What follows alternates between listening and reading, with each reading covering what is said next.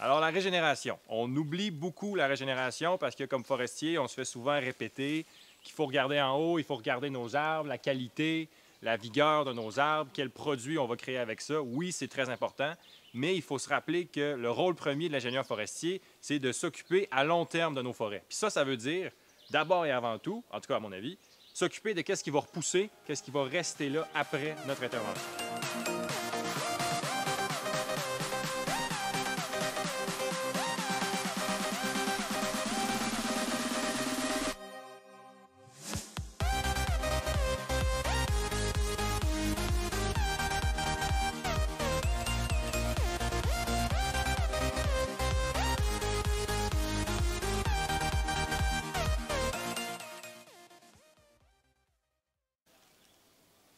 Donc, dans une optique d'aménagement écosystémique, on cherche à imiter au mieux la nature, puis on va favoriser la régénération naturelle dans nos forêts. C'est quand même peu fréquent dans les forêts feuillues que la forêt ne se régénère pas d'elle-même, mais c'est quand même quelque chose qui peut arriver occasionnellement. Même si c'est assez marginal, l'option de la régénération artificielle, de la plantation, reste une possibilité. C'est plus cher et souvent pas nécessaire. Par contre, par exemple, si on veut ramener une espèce dans une zone où elle n'est pas présente, s'il y a une espèce qui est en déclin ou qui a des gros problèmes de régénération, bien, ça peut rester une option de faire de la plantation. Alors, l'évaluation de la régénération, on en parlait, c'est essentiel, mais c'est essentiel aussi de garder en tête très tôt dans notre processus de démarche sylvicole. Donc, notre diagnostic de peuplement, qui va inclure l'évaluation de la régénération, on le fait au tout début. Quand on arrive dans notre peuplement, il faut qu'on sache qu'est-ce qui se passe. Donc, on va regarder la régénération, non pas seulement à l'horizontale. Par exemple, on peut regarder, bon, est-ce qu'elle est dans l'ensemble de notre peuplement, est-ce qu'elle est présente, mais on va regarder aussi dans sa verticalité. La régénération, ce n'est pas seulement une couche de hauteur. On a, oui, la régénération basse, mais on a de la régénération plus haute aussi. Les gaules, par exemple, vont faire partie de notre régénération. C'est donc l'ensemble de ce qui est non marchand, mais qui va constituer notre peuplement futur. Toujours dans une optique d'aménagement écosystémique, bien, les forêts feuillues, ça a normalement une structure qui est assez complexe, donc plusieurs classes de hauteur, donc au niveau de la régénération, puis les hautes tiges. Donc, on veut essayer de maintenir cette structure-là complexe dans notre sylviculture aussi. Donc, notre diagnostic sur la régénération va être très important ensuite pour qu'on puisse prendre des décisions par rapport au traitement sylvicole qu'on va appliquer dans notre forêt. Nos forêts feuillues au Québec sont influencées par une dynamique de trouée constante, de différentes grosseurs, à différentes fréquences, qui va influencer beaucoup la régénération naturelle. C'est un peu ça qu'on veut imiter, qu'on veut mimiquer, si on veut, dans nos traitements sylvicoles. Puis ça va vouloir dire qu'on a plusieurs options de taille de trouée, d'intensité de traitement, de fréquence de traitement, et on peut jouer avec toutes ces possibilités-là pour aller viser des différents objectifs. On peut avoir donc des objectifs de régénération, mais on peut aussi avoir, si notre régénération est déjà très abondante, un objectif qui est vraiment uniquement par rapport aux arbres qui sont dans notre couvert forestier. En fonction des espèces qu'on veut favoriser, on va faire des plus ou moins grosses trouées. Par exemple, on sait que le bouleau jaune, c'est une espèce qui a besoin de trouées de plus grande envergure. On voit ici qu'il y a un bouleau jaune qui s'est installé, sauf que là, il est quand même pris sous un arbre, que si on le libère, bien là, on pourrait lui laisser la possibilité de se déployer puis de pousser. Ici, je vais vous parler d'espèces un petit peu plus spécifiques dans le sens qu'il y a des espèces qu'on veut vraiment qui se réétablissent, puis il y a des espèces qu'on aime un petit peu moins avoir. Donc, un bon exemple qu'on a ici, c'est le hêtre à grandes feuilles, le Fagus grandifolia. Dans le milieu qu'on a ici, là, on a juste un jeune, mais ça peut arriver que le hêtre peut devenir très, très envahissant. C'est une espèce qui va se cloner facilement.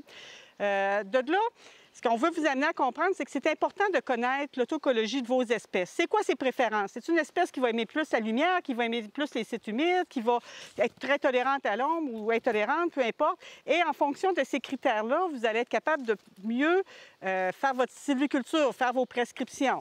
Donc, dans le cas du hêtre à grande feuille, c'est une espèce qui va tolérer beaucoup l'ombre et c'est une espèce qui va se cloner très facilement, donc qui va se répandre énormément et qui va même empêcher un peu l'érable à sucre de s'établir. L'érable à sucre va s'établir, mais il ne pourra pas passer au travail, il va manquer de lumière. Donc, vous voyez que dans un contexte sylvicole, bien, l'hêtre à grande feuille peut être un enjeu qui est très important. C'est aussi essentiel de bien connaître l'autécologie des espèces, pas seulement pour évaluer la régénération qui est déjà présente, mais aussi pour évaluer la régénération qui n'est pas déjà présente. Il y a de la régénération qui va être incapable de s'installer dans des conditions de couvert fermé, par exemple. On peut parler, par exemple, du bouleau jaune, du pin blanc, du chêne rouge. Il y a plusieurs espèces comme ça qui vont avoir besoin de perturbations plus fortes. Donc, ils peuvent être complètement absentes dans le sous-couvert avant l'intervention, mais on peut quand même vouloir les mettre en valeur avec nos interventions. Puis ça veut dire être bien conscient de leurs besoins et être bien conscient donc de qu'est-ce qu'on va pouvoir faire comme traitement pour les mettre en valeur. Dans notre évaluation de la régénération, on va pouvoir aussi aller évaluer l'état de notre régénération. Ça veut dire, par exemple, s'il est attaqué par certaines pestes, certains champignons, mais aussi s'il est attaqué par des herbivores, par exemple. Dans cette zone-ci, vous pouvez peut-être remarquer que c'est très ouvert. Bien, c'est en grande partie parce qu'il y a une présence très élevée d'orignal qui consomme énormément de la régénération. Si on se tourne par ici, on peut voir justement que le viorne ici est brouté très fortement par l'orignal.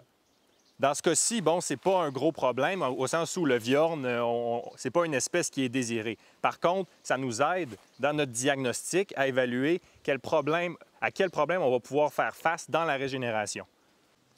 Dans notre évaluation de la régénération, on va aussi aller regarder ce qui se passe au niveau de la compétition. C'est sûr que si on a plein d'espèces non désirées qui sont très abondantes, bien, ça va limiter la capacité de nos essences désirées de pouvoir s'établir, de pouvoir croître. Si on regarde ici, par exemple, autour, on n'a pas beaucoup d'essences désirées. Par contre, on a énormément d'essences compétitives. Par exemple, on voit ici de l'érable à épis, qui est assez abondant. On a aussi du chèvrefeuille du Canada, qui peut être assez abondant aussi. Chèvrefeuille du Canada, feuilles opposées. Hein, OK, ici, feuilles que vous voyez ici, les marches sont entières. L'érable à épis, donc, c'est des feuilles opposées aussi, mais avec c'est une feuille qui va être trilobée. Ici.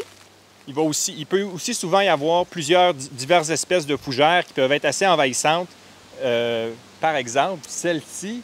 Celle-ci, ça, c'est la Dryoptère, la spinula, la Dryopteris spinulosa ou Cartusiana. Mais dans le sud du Québec, il y a la Densitetia punctilobula aussi, qui est très, très, très problématique, là, qui, au lieu de pousser en couronne, va pousser en rhizome, il va faire des très grandes colonies qui vont empêcher les érables de s'établir. On a aussi du noisetier à long bec qui peut être très abondant. Donc, le noisetier à long bec, c'est un arbuste, donc il se ramifie de la base, qui est à feuilles alternes.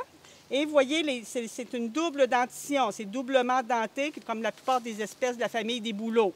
Donc aussi, la façon qu'il va croître, il va avoir un port qui va être très étalé, très horizontal, parce qu'il cherche à prendre toute la lumière qui passe. Donc, il va occuper beaucoup de sol et il va empêcher la régénération de monter. En plus de ça, c'est une des espèces qui va être très sélectionnée par les herbivores comme le cerf et l'orignal. Ça peut faire en sorte qu'en plus d'être abondant puis de s'étaler, bien, il est limité. On le voit ici, celui-ci est brouté. Il est limité, puis sa croissance est limitée en hauteur et puis ça va créer un genre de tapis de compétition qui va encore plus accentuer les problèmes. Ensuite, on retrouve aussi du sureau qui peut être assez abondant également. Donc, le sureau, qui a des feuilles composées. Okay, ça, c'est une feuille composée et opposée, face à face. Donc, ici, je ne sais pas si on peut voir, je vais couper un petit bout. On peut voir le rameau, le bois, il est comme s'il y avait des verrues, il est très verruqueux.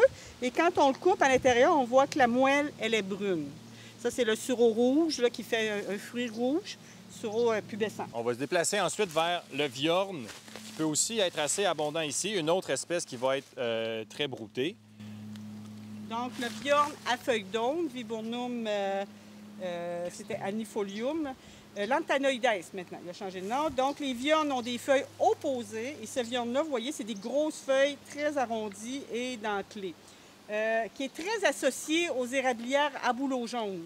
C'est vraiment comme son domaine, lui, où est-ce qu'on va le retrouver le plus, là, mais il fait partie des érablières. Si vous le retrouvez en sapinière à bouleau jaune, il peut être présent, mais il va être d'un site un petit peu plus riche à ce moment-là. Alors, il faut être conscient que quand on va faire un traitement sylvicole, on va ouvrir la canopée, on va transformer la canopée, mais ça va influencer notre compétition. Ça peut l'empirer, mais ça peut aussi la diminuer.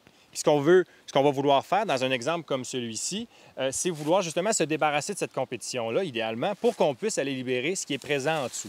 Donc, si on regarde plus bas ici, on est dans de l'érable à sucre, donc très tolérant à l'ombre. Il va être capable de s'établir malgré la présence de compétition, malgré la fermeture du couvert. Donc ici, si on est capable de libérer cet érable à sucre-là, bien, il peut ensuite aller former notre futur peuplement. Alors, c'est essentiel aussi d'être conscient qu'on a besoin, si nos semis ne sont pas déjà installés, on a besoin de graines, on a besoin de germination pour que ça puisse s'installer. On a des espèces qui vont avoir des bonnes années semencières à une fréquence quand même faible, donc à chaque, disons, 5 ans, à chaque 7 ans. Les chênes, par exemple, ça va prendre du temps. Par contre, on a d'autres espèces comme l'érable à sucre qui vont avoir une production de graines qui est assez constante. On se retrouve, par contre, ici, cette année, avec une très bonne année semencière. Si on s'attarde à ce qu'il y a plus au sol, bien, on remarque qu'on a des semis qui datent de l'an dernier. Par exemple, ici, on voit la feuille d'érable à sucre est bien distinguable. Si on regarde plus bas sur la tige, on voit qu'il y a de la lignification ici. Le brun ici est caractéristique de la croissance de l'an dernier. Ici, on a la croissance de cette année. Si on regarde à côté, on a de la régénération plus basse. Celle-ci, ça date de cette année. On voit encore même les cotylédons de cette année. Donc ici, on a un érable à sucre de cette année. Puis ça m'amène à vous parler de quelque chose qui est très important. On parlait d'autécologie tantôt.